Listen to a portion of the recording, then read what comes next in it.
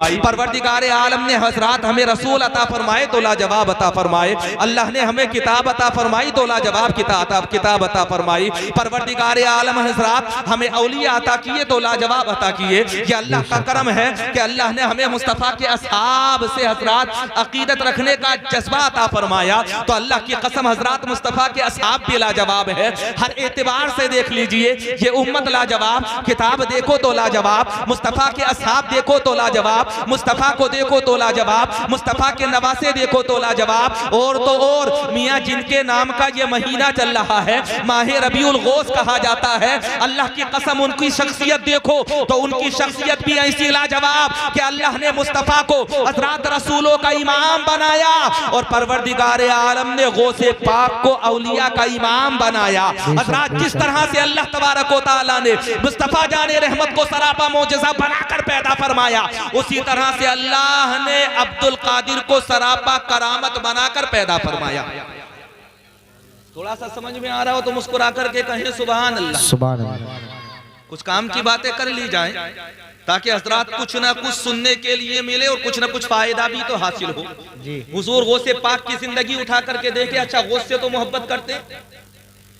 11वीं शरीफ नज़रो नियाज का एहतिमाम होता ही है मेरे और आप हजरात के यहाँ पर। गौस के नाम का नारा भी लगाते हैं, नज़रो नियाज का एहतिमाम भी करते हैं। हर 11वीं मेरे और आप हजरात के घरों पर होती है अल्हम्दुलिल्लाह। लेकिन सिर्फ गौसे पाक की जिंदगी उठा करके देख ले जिनसे मैं और आप हजरात प्यार करते हैं। अल्लाह की कसम, जब इल्म दीन हासिल करने के लिए घर से जा रहे थे हजरत अब्दुल कादिर जिलानी, इधर घर से बाहर कदम रखा, उधर वालदा ने कहा था बेटा जिंदगी में सिर्फ मेरी एक नसीहत को याद रखना और उसी नसीहत पर अमल कर लेना। पूछा था बेटे ने, ए वालदा बताओ कौन सी नसीहत पर अमल करने के लिए कह रही हो, कौन सी बात ऐसी है जिसे गांठ बांध करके साथ में लेकर के जाऊं। जानते हो अब्दुल कादिर की वालिदा ने क्या कहा था? जाते वक्त हजरात उम्मुल खैर ने ये कहा था, मेरे बेटे सुनो, कहीं भी रहो, किसी भी जगह पर रहो, जाकर के किसी भी तरह की तालीम हासिल कर लेना, लेकिन अपनी वालिदा की एक बात को याद रखना, जिंदगी में कभी भी किसी मौके पर झूठ मत बोलना।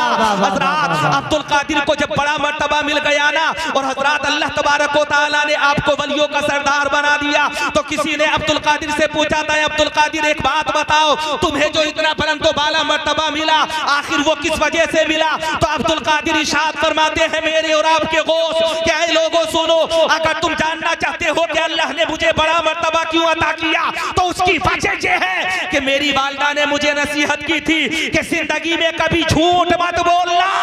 मैंने अपनी वालिदा की बात का पर अमल किया तो अल्लाह तबारक व तआला ने मुझे वलियों का सरदार बना दिया। सुभान अल्लाह। नारे तकबीर, नारे रिसालत, मसलके आला हजरत जिंदाबाद जिंदाबाद। माशाअल्लाह माशाअल्लाह। अब्दुल कादिर अल्लाह की कसम अगर वो चले तो करामतों का ज़ुहूर हो, बेशक बेशक बेशक। अगर वो रुके तब करामतों का ज़ुहूर हो, अगर वो खाएं तब करामतों का ज़ुहूर हो, अगर वो पिए तब करामतों का ज़ुहूर हो, अगर वो सफर करे तब करामतों का ज़ुहूर हो, अगर वो हज़र में हो तब करामतों का ज़ुहूर हो। हज़रात अगर वो किसी जगह पर मैदान तबलीग में पहुंच जाए तब करामतों का ज़ुहूर हो, अगर वो मिंबर पर तकरीर करने के लिए खड़े हो जाए तब करामतों का ज़ुहूर हो। सुभान अल्लाह सुभान अल्लाह। माशाअल्लाह माशाअल्लाह। फरमाते हैं, एक नसीहत पर अमल किया था, अल्लाह ने मुझे इतना बड़ा मर्तबा अता फरमा दिया। सुभान अल्लाह।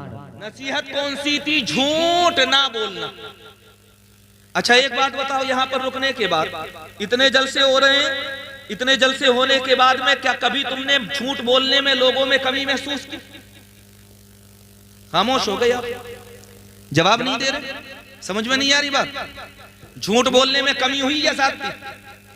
कारोबार में झूठ, मोबाइल पर झूठ, प्रॉपर्टी के मामले में झूठ, घर के मामलात में झूठ, रिश्तेदारी में झूठ, ब्याह शादी कराने में झूठ, जहां देखो झूठ का बाजार गर्म नजर आ रहा है, फिर भी सीना ठोक करके ये कहते हो कि हम गौसे पाक के दीवाने हैं, गौसे पाक से मोहब्बत करने वाले हैं। अल्लाह की कसम, जो गौस का मानने वाला होगा वो कभी झूठा नहीं होगा, और हजरात जो झूठा होगा वो कभी गौस से सच्ची मोहब्बत करने वाला नहीं होगा, क्योंकि गौस ने बता दिया था, अगर तुम सच्चे बन गए तो अल्लाह तुम्हारी जिंदगी में ऐसा इनकलाब लाएगा कि तुम्हारी दुनिया और आखिरत हजरात हरी भरी हो जाएगी। अल्लाह तबारक व तआला तुम्हारे दोनों जहान में नाम रोशन फरमा देगा। जिंदगी उठा करके देखे, वालिदा ने सिर्फ एक नसीहत की थी, बेटा झूठ मत बोलना।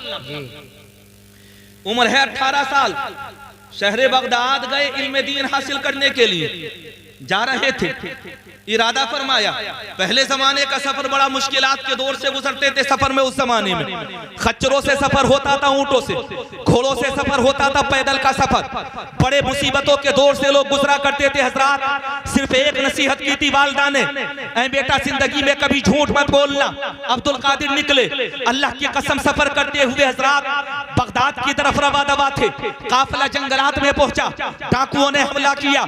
एक दो डाकू नहीं, हमला करने वाले डाकुओं की तादाद है हजरात तकरीबन 70 या 80 के आसपास। डाकुओं ने हमला किया, काफिले को लूट लिया गया। हजरात न जाने कितने लोगों को तहे तहे कर दिया गया, न जाने कितने लोगों को कत्ल कर दिया गया। अल्लाह की कसम हजरात लोग डाकुओं से चारों तरफ से घिरे हुए हैं। उन्हीं के अंदर एक नौजवान मौजूद है, एक छोटा सा बच्चा जिसे जमाने वाले अब्दुल कादिर कहते हैं। डाकू इधर उधर घूमे, हजरात इधर उधर का चक्कर लगाया, सबसे जाकर के पूछा बताओ अगर माल हो तो जान की अमान इसी में है कि माल हमारे हवाले करना पड़ेगा, माल हमें देना पड़ेगा। अल्लाह की कसम सबसे पूछा जाने लगा। एक डाकुओं में से शख्स निकल करके आया था और आने के बाद अब्दुल कादिर से पूछा था, आए बच्चे तू बता तेरे भी पास कुछ है? इसे कहते हैं सच। तलवार की धार के नीचे सच बोलना, नेज़े की अंडियों की छांव में सच बोलना, ताकतवर के सामने सच बोलना। हजरात माल जाया होने का खौफ है फिर भी सच बोलना, जान जाने का डर है फिर भी सच बोलना।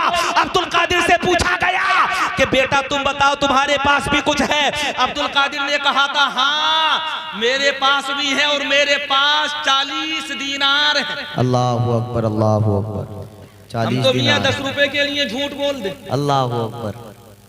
सुबह से लेकर के शाम तक न जाने कितने झूठ बोले जाते हैं, फिर भी दावा ये कि हमसे पक्का कोई मुसलमान नहीं। अल्लाहु अकबर, अल्लाहु अकबर। पता चले कि महफिलों में जाकर के शरीक हो जाएं तो नौजवान तबका आज के जमाने में शराब को बियर कह करके पी ले, अल्लाह, और वो ये कह दे बोले साहब जैसा माहौल है वैसे माहौल में रहना पड़ता है। मैं तुम्हें बताना चाहता हूँ कभी हमारी कामयाबी माहौल से नहीं हुई। हजरात हम माहौल में ढल करके जीने के लिए पैदा नहीं किए गए। अल्लाह की कसम मुसलमान की शान तो ये होती है कि वो जिंदगी अपनी अपनी मर्जी से नहीं जीता बल्कि मुस्तफा की मर्जी से जीता है। और दुनिया वालों को ये बताता है कि ये जिंदगी जो मोहम्मद के नाम लिख देगा खुदा भी उस पे जहन्नम हराम लिख देगा।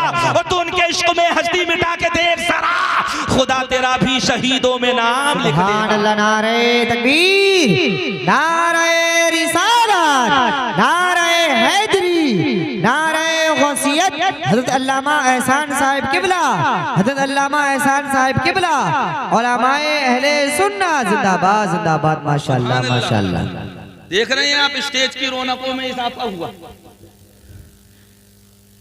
पैकरे इल्म अमल उस्ताजुल उलमा हजरत अल्लामा मौलाना मोहम्मद एहसान साहब किबला माशाअल्लाह, सदरुल मुदर्रिसीन मदरसा गुलशन मुस्तफा। तो हजरत तशरीफ ला चुके हैं और यकीनन हजरत मिंबर रसूल की जीनतों में इजाफा हुआ।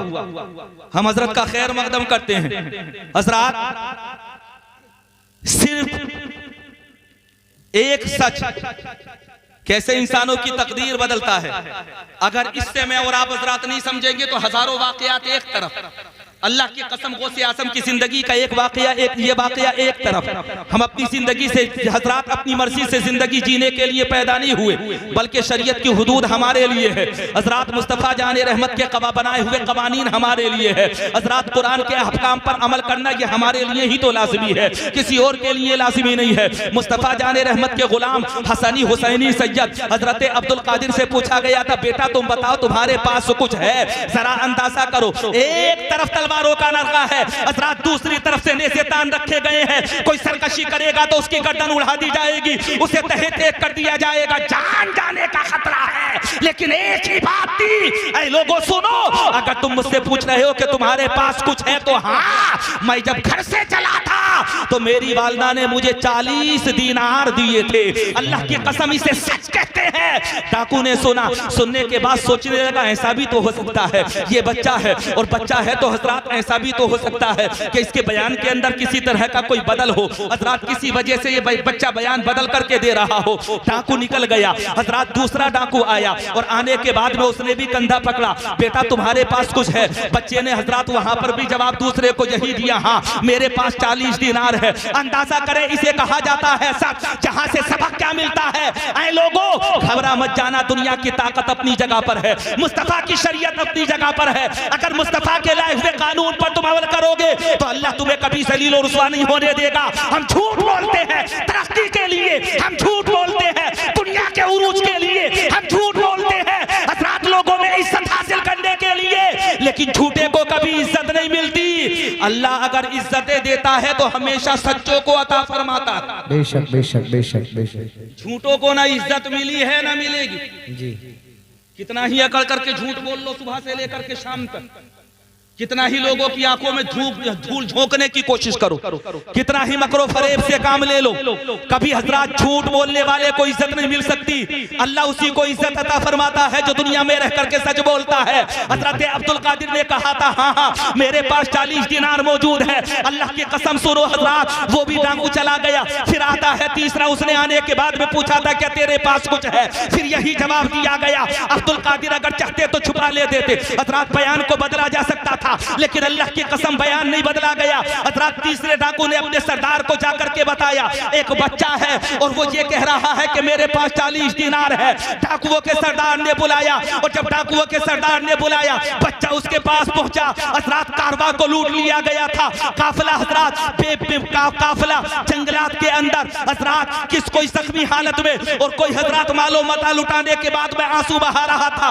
बच्चे से कहा गया था कि चलो डाकुओं के सरदार के पास। बच्चा पहुंचा, माल तकसीम हो रहा था। डाकुओं के सरदार ने देखा, बच्चे को करीब बुलाया और करीब बुलाने के बाद में कहा था तुम्हारे बारे में बताया गया है कि तुम ये कह रहे हो कि तुम्हारे पास 40 दिनार मौजूद है, क्या वाकई तुम्हारे पास 40 दिनार है? बच्चे ने कहा था हाँ मैं सज्जद घराने का हूं और सज्जद कभी झूठ नहीं बोला करते हैं। सज्जद की तो पहचान ही ये होती है कि सज्जद कभी झूठा नहीं होता है। अल्लाह की कसम जब ये कहा गया था, डाकुओं के सरदार ने पूछा था बताओ अगर तुम्हारे पास 40 दिनार है तो नजर तो आ नहीं रही कि है कहां पर, बताओ तो सही दिखाओ कि है कहां पर। हजरात जवार कट उतारी गई, सदरी उतारी गई और सदरी के एक हिस्से को हजरात जब उधेड़ा गया तो अल्लाह की कसम उसमें से 40 दिनार निकल करके बाहर आए।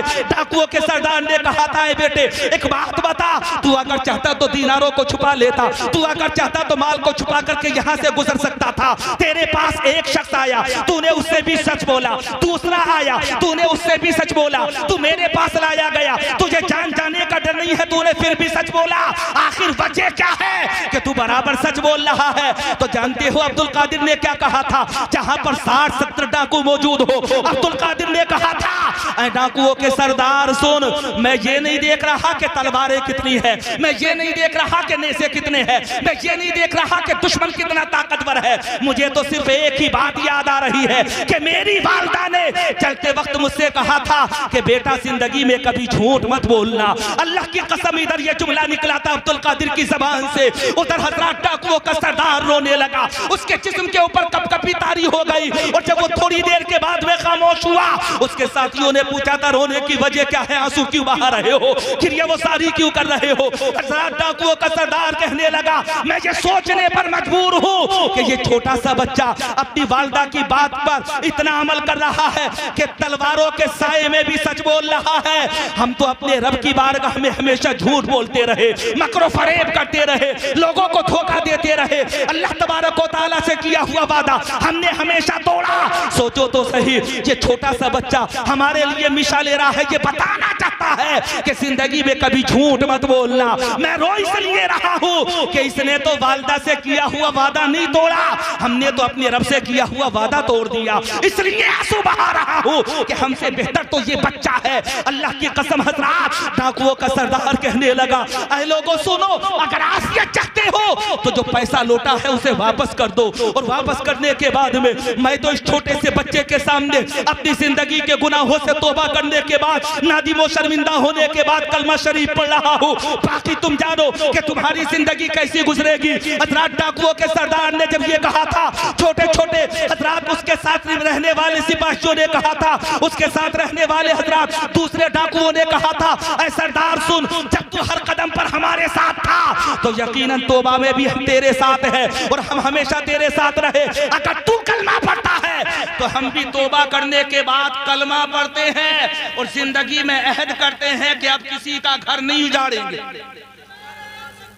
अल्लाह अकबर, जिंदाबाद जिंदाबाद या रसूल अल्लाह या गौस, माशाअल्लाह। अब किसी का घर नहीं उजाड़ेंगे हजरात, अब किसी के घर के अंदर डाका नहीं डालेंगे हजरात, अब किसी को रोने पर मजबूर नहीं करेंगे, अब किसी के गर्दन पर तलवार रखने के बाद में हजरात उससे माल का मुतालबा नहीं करेंगे। डाकुओं के सरदार ने तौबा की, अल्लाह की कसम उसके साथ में हजरात जितने उसके लोग थे दूसरे कसाब थे हजरात, दूसरे डाकू थे, उन्होंने भी तौबा की। और तौबा करने के बाद में दुनिया वालों को ये पता चल गया कि तुम मुस्तफा की सुन्नतों पर अमल करो, अल्लाह तबारक व तआला तुम्हें कभी तलवारों के नरगे में भी जलील नहीं होने देगा। वाह वाह वाह, जिंदाबाद जिंदाबाद। लेकिन हम समझते हैं झूठ बोलने को तरक्की, हम समझते हैं एक दूसरे को धोखा देने को तरक्की, हम ये समझते हैं कि बाल तब कमेगा हजरात जब चार बातें इधर की और चार बातें उधर की बनाई जाएंगी। हम ये सोचते हैं कि दुनिया में सियासत में तब तरक्की होगी कि इसे भी भरोसा दे दो उसे भी भरोसा दे दो। मैं कहना चाहता हूँ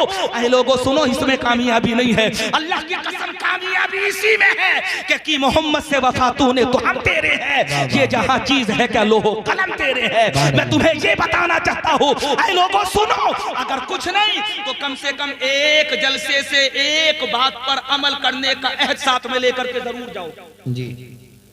एक एक करके अमल करोगे तो इंशाअल्लाह जिंदगी में इनकलाब जरूर आएगा और जिंदगी बेहतर से बेहतर हो जाएगी। एक बात बताओ, ये हमारी नस्ल के दो जवान बच्चे बैठे हुए, छोटे छोटे बच्चे बैठे हुए हैं हजरात, यकीनन ये जलसों में आ रहे हैं, लाइक मुबारकबाद है, आते हैं, आने के बाद जलसों को ज़ीनतें बख्शते हैं। मौलाना नासिम साहब ने बड़ा अच्छा किया, कुछ बच्चों को पीछे पहुंचा दिया, कुछ को खामोश रहने की ताकीद की। यकीनन आने चाहिए ये बच्चे, क्योंकि हजरात कल को यही बच्चे तो जुलूसे मोहम्मदी और हजरात जलसा सीरतुन नबी की ज़ीनतें बनेंगे। अल्लाह की कसम हजरात, लोग तो दुनिया में आते हैं और दुनिया को अलविदा कह करके चले जाते हैं, अगर आज ये बच्चे हमारे साथ आ रहे हैं तो हमारा यकीन ये है कि कल को भी ये जलसों की ज़ीनतें बनेंगे इंशाअल्लाह। आने वाले वक्त में भी इंशाअल्लाह हजरात के जलसों की ज़ीनतें बनेंगे। गौसे पाक के गुलाम है मैं और आप हजरात, और गौसे पाक की जिंदगी से सबसे पहला जो सबक मिलता है वो ये मिलता है कि जिंदगी में कभी झूठ मत बोलो। अब आप हजरात से अगर वादा लिया जाने लगे तो आप तो ये वादा करके बोले साहब 5 वक्त की नमाज पढ़ेंगे और पता चलता है रात को वादा किया और नमाज फजर में सोते रहे। ये वादों का मामला है मेरा और आपका। कितने लोगों ने जलसों में हाथ उठा करके कहा कि दाढ़ी रखेंगे, और जब 1 साल के बाद ये 2-4 महीने के बाद उनसे मुलाकात हुई तो पता चला कि कल ही हजरात शेविंग हुई थी। ऐसे लोगों से भी मुलाकात होती है। कितने लोग ऐसे होते हैं जो अमल करने का वादा करते हैं लेकिन अमली मैदान में वो सीरे बटे सीरे होते हैं। लेकिन एक बात मैं तुम्हें बताऊं, आज भी हमारे अगर पिछड़ने की कोई वजह है हजरात, आज भी अगर हमारे जलील ख्वार होने की कोई वजह है तो तरीके मुस्तफा को छोड़ना है वजह बर्बादी। इसी से कौम दुनिया में हुई बेइख्तिदार अपनी। अल्लाह की कसम, तुम्हें उस वक्त तक कामयाबी नहीं मिल सकती जब तक तुम नबी के सच्चे गुलाम नहीं बन जाओगे। और नबी के सच्चे गुलाम बनने के लिए तुम्हें अहकामे शरीयत पर अमल करना ही पड़ेगा। बेशक बेशक। अजीब हालात है हमारी कौम के। पहली बात तो हम नमाज पढ़ते नहीं, और अगर नमाज पढ़े भी तो नमाजियों के भी हमारे यहाँ 2 तबके होते हैं।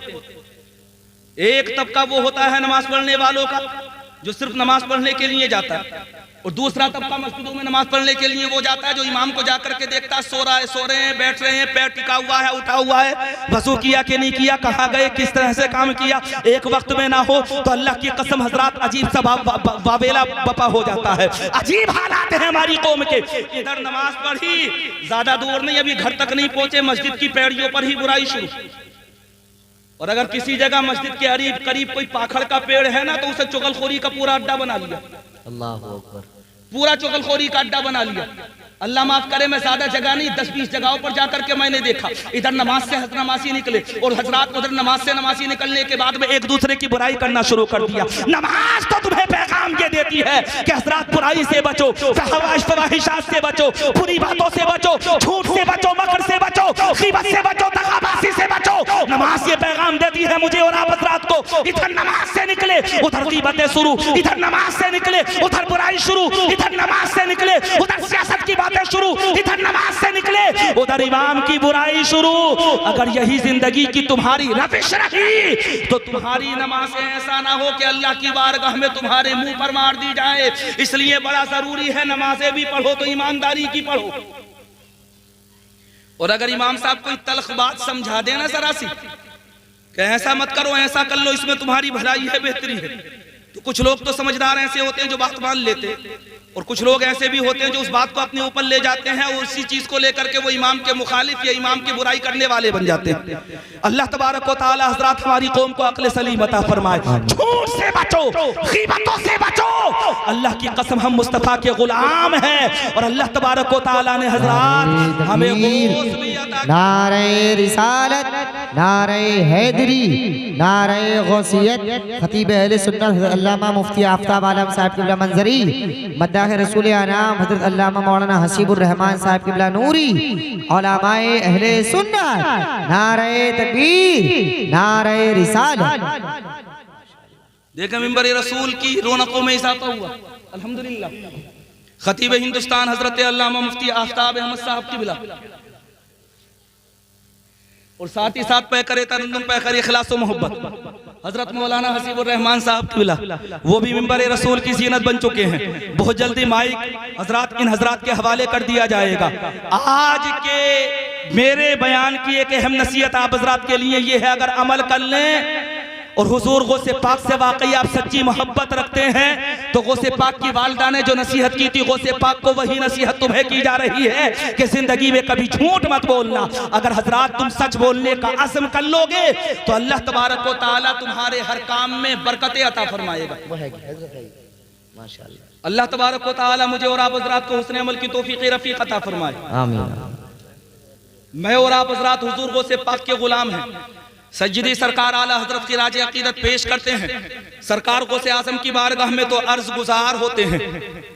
बंदा कादिर का भी कादिर भी है अब्दुल कादिर, सिर्र बातिन भी है जाहिर भी है अब्दुल कादिर, मुफ्ती शरा भी है मुफ्ती मिल्लत भी है, मुफ्ती शरा भी है कासी मिल्लत भी है, इल्मे असरार से माहिर भी है अब्दुल कादिर।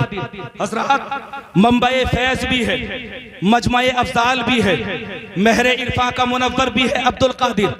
अल्लाह तबारक व तआला ने वो पीर हमें अता फरमाया, पीरों का पीर, जिनके बारे में सज्जदी सरकार आला हजरत ने कहा था, वाह क्या मर्तबा ए गौस है बाला तेरा, ऊंचे ऊंचों के सरों से कदम आला तेरा, औलिया मलते हैं आंखें वो है तलबा तेरा, सर भला कोई क्या जाने के है कैसा तेरा। अल्लाह ने हमें पीर लाजवाब अता किया। और हजरात आज की ये मखसूस बज़्म ऐसी मखसूस बज़्म है कि मेरे और आप हजरात के लिए काबिल मुबारकबाद ये है कि इस बज़्म के खुसूसी मेहमान हजरात ऐसे मेहमान कि अल्हम्दुलिल्लाह जिनका सिलसिला हजरात यकीनन तवातुर के साथ और यकीन की हद के साथ यकीनन हुजूर गौसे पाक तक पहुंचता है। वरना आज के जमाने में ऐसे भी तो पीर मौजूद है जो मुरीद कर रहे हैं और जिनका सिलसिला हजरात बीच में मुनक़ता हो जाता है, जिनके सिलसिले के बारे में तहकीक ही नहीं पता नहीं कि हजरात इनका सिलसिला जाता कहाँ है पहुंचता कहाँ है, और बहकाने वाले बहुत से लोग मौजूद हैं। आज के जमाने में जाली सज्जद भी तो मौजूद है। अगर पीर का इंतखाब करो तो अच्छे पीर का इंतखाब करो। मुबारकबाद पेश करता हूँ मैं कारी मोहम्मद इरफान साहब को। अल्हम्दुलिल्लाह हजरात, अगर आपके लिए उन्होंने पीर चुना तो ऐसा पीर चुना कि अल्हम्दुलिल्लाह हजरात जिस घराने की शान ये है हजरात, जिस घराने के बारे में बताया जाता है कि अगर इश्क़ मुस्तफ़ा का सबक लेना चाहते हो तो खानवादा आला हजरत में पहुंच जाओ। अल्लाह की कसम, अगर कोई सच्चा इश्क़ मुस्तफ़ा का सबक देता है तो वो मुस्तफ़ा जाने रहमत के आशिक सज्जदी सरकार आला हजरत का घराना है। उसी घराने के हजरात एक बतले जलील, एक फर्जंदे अर्जुमंद, पीरे तरीक़त रहबरे राह शरीयत, नासिर फिक्रोफन मुफक्किर मिल्लत हजरत अल्लामा मुफ्ती अहसन रज़ा खां कादरी इंशाअल्लाह हजरात तकरीबन 1 घंटे के बाद वो तशरीफ लेकर के आ जाएंगे। आप हजरात को दीदार करने का भी मौका मिलेगा और जलसे के बाद इंशाअल्लाह आप हजरात को मुसाफा करने का भी मौका मिलेगा। बीच में जलसा डिस्टर्ब ना करें, मुसाफा सबका होगा लेकिन जलसे के बाद इंशाअल्लाह। कब होगा? कभी कभी ऐसा होता है कि मेहनतें तुमने की, पैसा तुमने खर्च किया और तुम ही कभी कभी जलसा बिगड़ने का सबब बन जाते हो। जैसे ही पीर साहब आए, पता चला कि कुछ लोगों ने मुसाफा किया और मुसाफा करने के बाद में उन्होंने सोचा बोले जलसे का हक अदा हो गया, और पता चला पीछे की कुर्सी पे जहां पर बैठे हुए थे थोड़ी देर के बाद जब नजर पड़ी तो वो कुर्सी खाली थी। आखिर तक जम करके बैठे। अल्हम्दुलिल्लाह वैसे आप हजरात बैठे रहते हैं, अक्सर लोगों को मैंने बैठे हुए देखा, लेकिन ताकीद यही है आप हजरात के लिए कि जलसे के आखिर में हजरत से मुसाफा भी करें और मुसाफे के साथ साथ हजरात दुआ भी लेकर के जाएं साथ में। जो हजरात पानी पढ़वाना चाहते हैं उनसे दम भी करें, दम भी कराएं पानी पर। अल्लाह तबारक व तआला ने उनकी ज़बान में बड़ी तासीर रखी है। ये नसीहत है आप हजरात के लिए कि जलसे के बाद में आप हजरात मुसाफा करें। जब वो मिंबर रसूल की ज़ीनत बने तो कहीं ऐसा ना हो कि लाइन बना ले आप उसी वक्त में, उस वक्त में लाइन बिल्कुल ना बनाए, बल्कि आखिर में हजरत से मुसाफा करें। इंशाअल्लाह हजरात बारगाह आला हजरत का तुम्हें फैज़ जरूर मिलेगा। परवरदिगार आलम मुझे और आप हजरात को उसने अमल की तौफीक रफ़ीक अता फरमाए। आमीन। वमा अलैना इल्लल बलागुल मुबीन। अस्सलामु अलैकुम व रहमतुल्लाह।